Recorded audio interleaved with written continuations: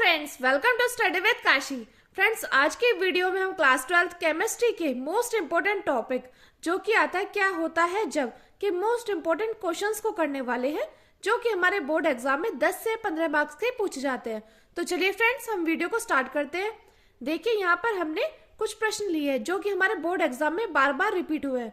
Friends, ये जो questions है ये मोस्ट इंपॉर्टेंट है और ये हर बार पूछे गए हैं, चाहे 2015 की बात करो, 16, 18, 23 या 24। तो देखिए, यहाँ पर मैंने कुछ क्वेश्चंस लिए हैं। तो देखिए, इसमें पहला क्वेश्चन है हमारा, क्लोरोबेंजीन की अभिक्रिया जलीय NaOH से होती है। तो ये क्वेश्चन आपका 2015, 16, 18, 23 और 24 में भी पूछा गया है और 2025 में आने के इसके पूरे चांसेस है। तो फ्रेंड्स, आप जानते होंगे कि क्लोरोबेंजीन क्या है। तो क्लोरोबेंजीन क्या होता है? क्लोरोबेंजीन होता है बेंजीन रिंग पर हमारी Cl, क्लोरीन। आप समझ रहे होंगे क्लोरीन, तो क्लोरीन क्या होती है? Cl। ये क्लोरोबेंजीन हो गया बेंजीन रिंग पर Cl। तो ये क्या हो गया? ये हो गया हमारा क्लोरोबेंजीन।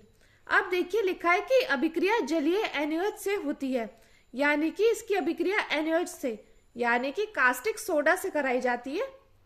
तो हमारा क्या बनता है? तो देखिए, जब हम इसकी अभिक्रिया से कराएंगे तो हमारा क्या बनकर तैयार होगा? यहाँ पर देखिए, आप जानते हैं बेंजीन तो हमारी बनकर तैयारी होगी। देखिए, जब हमारी क्लोरोबेंजीन की अभिक्रिया NaOH यानी कि कास्टिक सोडा से कराएंगे तो हमारा क्या बनकर तैयार होगा? तो हमारा बनकर तैयार होगा फिनोल, यानी कि बेंजीन रिंग पर OH, और इसमें से क्या निकल जाएगा? NaCl। तो ये जो हमारा NaCl है इसको हम अलग लिख देते हैं NaCl, यानी कि सोडियम क्लोराइड। और देखिए क्या बनकर तैयार हुआ? ये बनकर तैयार हुआ हमारा। अब हम देखते हैं क्या बचा। बेंजीन रिंग बच रही है और OH, यानी कि हमारा बनकर तैयार हुआ है फिनोल। ये हमारा फिनोल बनकर तैयार हुआ है। तो देखिए फ्रेंड्स, जब हमने क्लोरोबेंजीन की अभिक्रिया जलीय NaOH से कराई तो हमारा क्या बनकर तैयार हुआ? हमने यहाँ पे क्लोरोबेंजीन की NaOH से क्रिया कराई तो हमारा फिनोल बनकर तैयार हुआ और सोडियम क्लोराइड बनकर तैयार हुआ। फ्रेंड्स, ये क्वेश्चन मोस्ट इंपोर्टेंट है और ये हमसे बार बार बोर्ड परीक्षा में पूछा गया है। तो देखिए, अब दूसरा है हमारा, डाईएथिल ईथर को फास्फोरस पेंटाक्लोराइड के साथ गर्म किया जाता है तो हमारा क्या बनता है? तो हमें पता होना चाहिए कि डाईएथिल ईथर का सूत्र क्या होता है और फास्फोरस पेंटाक्लोराइड का सूत्र होता है। जब हमें इनके सूत्र के बारे में पता होगा, इनके रासायनिक सूत्र के बारे में पता होगा, तभी तो हम ये रिएक्शन कर पाएंगे। तो देखिए, ये क्वेश्चन हमसे 2018, 19, 22 और 24 में पूछा गया है।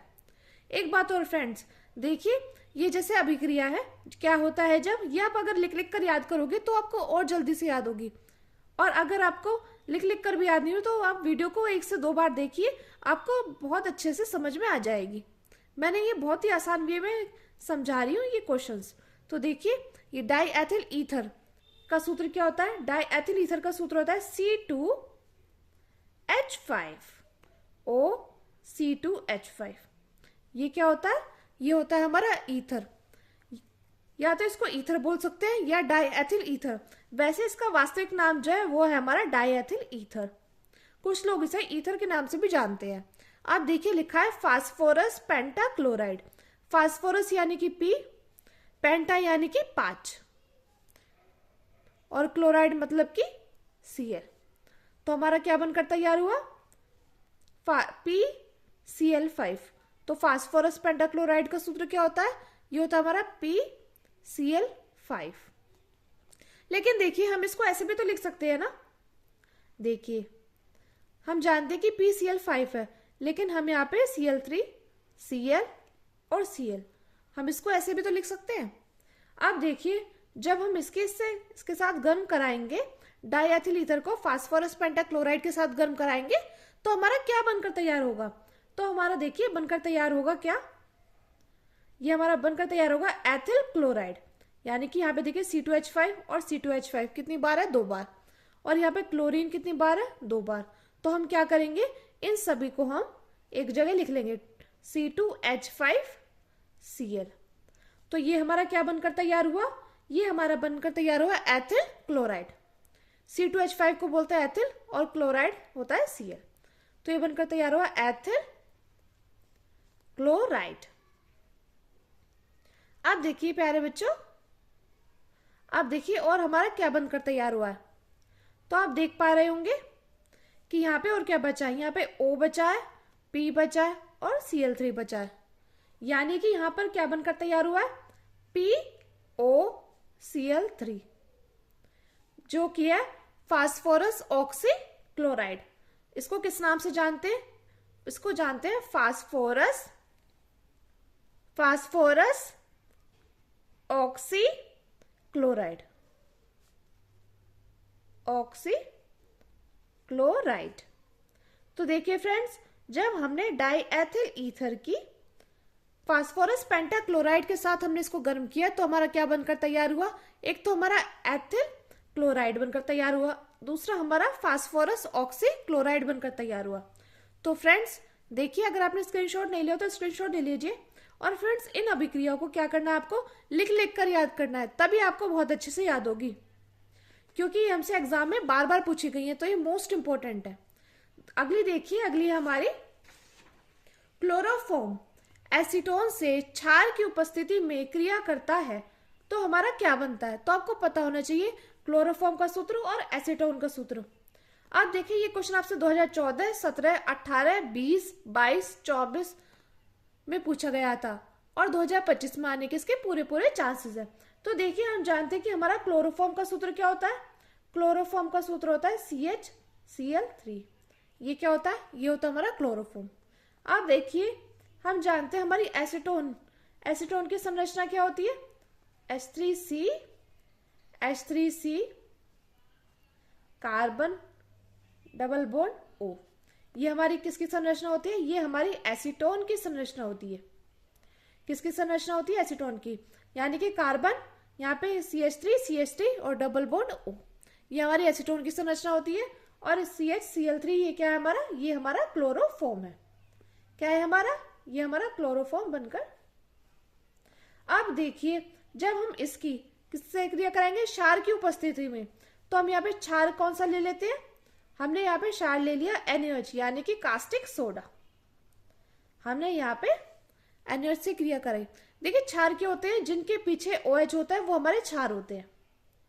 अब देखिए, जब हमने इसकी इससे क्रिया कराई तो हमारा क्या बनकर तैयार हुआ, ये हमारा बनकर तैयार होगा, पहले देख लीजिए H3, ये हमारा पूरा, ये तो बनकर तैयार हो गई, इतना पोर्शन तो हमारा बनकर तैयार हो गई, तो हमने इसको लिख लिया। अब देखिए क्या बचा हमारा, ये बचा एक O और एक H, ये हमारा OH। और देखिए फिर क्या बचा, एक हमारा C बचा और एक Cl3 बचा, यानी कि CCl3। तो देखिए हमारा क्या बनकर तैयार हुआ, क्लोरीटोन। जब हम क्लोरोफॉर्म की एसीटोन से क्रिया कराएंगे तो हमारा क्या बनकर तैयार होगा, हमारा बनकर तैयार होगा क्लोरीटोन। तो फ्रेंड्स, जरूरी नहीं है कि आपसे ऐसे क्वेश्चन आए कि क्लोरोफॉर्म एसीटोन से क्षार की उपस्थिति में क्रिया करता है तो हमारा क्या बनता है। जरूरी नहीं है कि ऐसे क्वेश्चन पूछा जाए, हमसे ऐसे भी क्वेश्चन पूछा जा सकता है कि क्लोरीटोन कैसे बनता है, बताएं।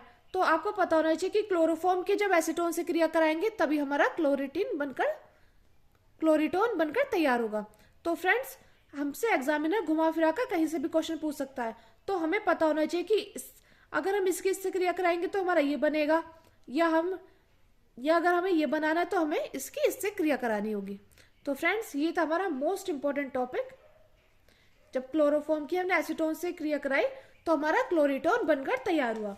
अब देखिए, अगला है हमारा ईथर की लाल फास्फोरस तथा HI के साथ अभिक्रिया होती है। तो फ्रेंड्स, ये क्वेश्चन आपका 2015, 19, 20 और 24 में आया हुआ है। तो देखिए, ईथर क्या होता है, ईथर होता है हमारा C2H5O C2H5। ये क्या होता है, ये हमारा ईथर होता है। अब क्या कराना हमें, लाल फास्फोरस तथा HI के साथ अभिक्रिया, यानी कि हमें HI के साथ अभिक्रिया करानी है। देखिए, हमने इससे अभिक्रिया कराई, हमने यहाँ पे लाल फास्फोरस यानी कि लाल P के साथ अभिक्रिया कराई, तो हमारा क्या बनकर तैयार हुआ। तो देखिए हमारा क्या बनकर तैयार होगा, यहाँ पे देखिए C2H5, यहाँ पे भी C2H5 है। तो हम यहाँ पे क्या लिखेंगे, हम यहाँ पे लिखेंगे 2C2। देखिए C2 कितनी बार है, 2 बार है, तो C2 और H6। ये हमारा क्या बनकर तैयार हुआ, ये हमारा एथेन बनकर तैयार हुआ। और हमारा क्या बनकर तैयार होगा, और हमारा बनकर तैयार होगा H2O यानी कि हाइड्रोजन, यानी कि जल। H2O यानी कि जल। तो फ्रेंड्स, जब ईथर की लाल फास्फोरस तथा HI के साथ हम अभिक्रिया कराएंगे तो हमारा एथेन बनकर तैयार होगा और हमारा जल बनकर तैयार होगा। तो फ्रेंड्स, आपको पता होना चाहिए कि एथेन कैसे बनता है। तो जब हम ईथर की लाल फास्फोरस तथा HI के साथ अभिक्रिया कराएंगे तो हमारा एथेन और जल बनकर तैयार होगा। अब देखिए हम अपने अगले क्वेश्चन को देखते हैं, जो कि है मैथिल अल्कोहल को अमोनिया के साथ क्रिया कराई जाती है। तो ये क्वेश्चन आपसे 2015, 18, 20 और 23 में पूछा गया था। फ्रेंड्स, ये क्वेश्चन भी आपका मोस्ट इंपोर्टेंट है और आपसे बार बार बोर्ड परीक्षा में पूछा गया। देखिए मैथिल क्या होता है, मैथिल होता है CH3। और हम जानते हैं अल्कोहल का ग्रुप क्या होता है, OH। तो हमारा बनकर तैयार होगा मैथिल अल्कोहल यानी कि CH3OH। अब हम क्या करेंगे, अमोनिया के साथ अभिक्रिया कराएंगे। तो देखिए हम जानते हैं कि अमोनिया का सूत्र क्या होता है, NH3। जब हमने इससे अभिक्रिया कराई, किसकी उपस्थिति में कराएंगे, निर्जल जिंक क्लोराइड की उपस्थिति में, निर्जल जिंक क्लोराइड की उपस्थिति में क्रिया कराएंगे तो हमारा क्या बनकर तैयार होगा, ये हमारा बनकर तैयार होगा CH3NH2 यानी कि मैथिल एमीन। क्या बनकर तैयार होगा प्यारे बच्चों, मैथिल एमीन। और देखिए जब हमने यहाँ से CH3 ले लिया, यहाँ से NH2, यहाँ पे 3 H थे ना, तो क्या बचा, 1 H बचा, और 1 H यहाँ पे है और तो हमारा क्या बचा, H2O यानी कि जल। तो जब हम मैथिल अल्कोहल को अमोनिया के साथ क्रिया कराएंगे तो हमारा मैथिल एमीन और जल बनकर तैयार होगा। फ्रेंड्स, ये क्वेश्चन भी मोस्ट इंपोर्टेंट है और देखिए आपसे बार बार बोर्ड परीक्षा में पूछा गया है। अब देखिए हमारा अगला क्वेश्चन है, ईथर और हाइड्रोआयोडिक अम्ल मिलाए जाते हैं तो हमारा क्या बनता है। तो फ्रेंड्स, ये क्वेश्चन आपसे 2016, 19, 23 और 24 में पूछा गया था और 2025 में आने के इसके पूरे चांसेस हैं। तो देखिए जब हम ईथर की हाइड्रोआयोडिक अम्ल के साथ क्रिया कराते हैं तो हमारा क्या बनता है। तो ईथर का सूत्र होता है C2H5O।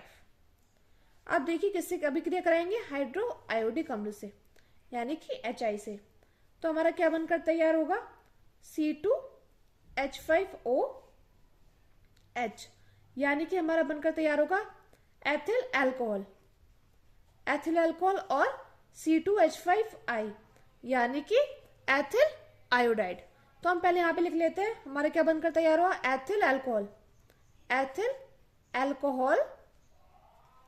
और देखिए हमारा क्या बनकर तैयार हुआ है, एथिल आयोडाइड C2H5I। तो हम इसको यहाँ लिखते हैं C2H5I। ये हमारा बनकर तैयार हुआ है एथिल आयोडाइड। ये हमारा बनकर तैयार हुआ है।